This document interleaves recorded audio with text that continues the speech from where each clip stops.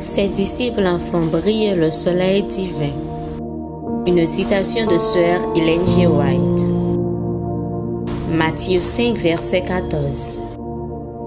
Vous êtes la lumière du monde. Une ville située sur une montagne ne peut être cachée. Quiconque s'approche de Dieu n'a pas à s'efforcer de briller.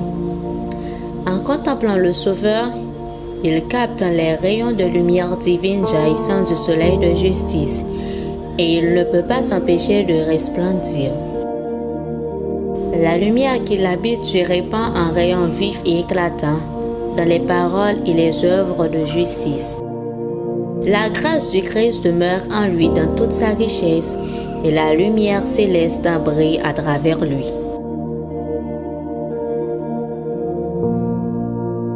Il honore le Christ par une obéissance totale.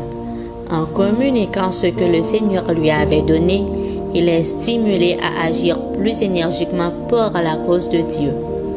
Il porte la lumière au monde, illuminant ceux qui se trouvent dans les ténèbres de l'erreur.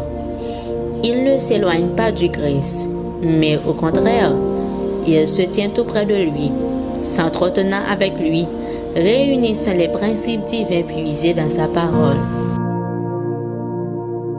Il fait du bien autour de lui, réconfortant ceux qui se sentent déprimés, guidant les pas hésitants sur les trois sentiers, adoucissant la coupe d'amertume que beaucoup boivent à cause de la voie qu'ils ont choisie. Certains ont besoin d'une main ferme et sûre pour les conduire au pied du Maître.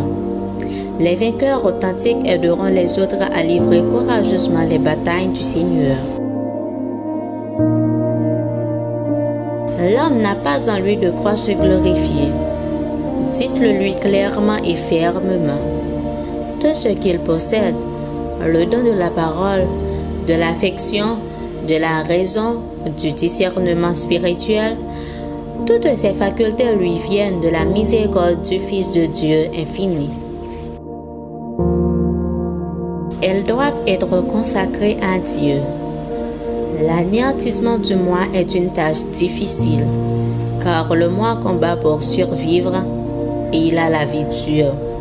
Mais par la prière et la foi, le plus faible pécheur se trouve placé dans une position avantageuse, où la main de la foi peut saisir fermement la main du Sauveur.